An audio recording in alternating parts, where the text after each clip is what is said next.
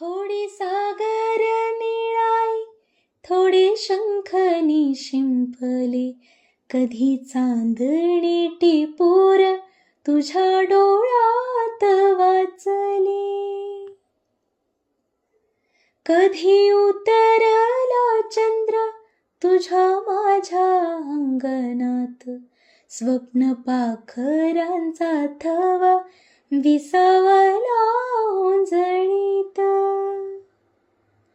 कधी काळोख भिजला, कधी भिजली पहाट, हुंकारला नदी काठ, कधी हरवली वाट.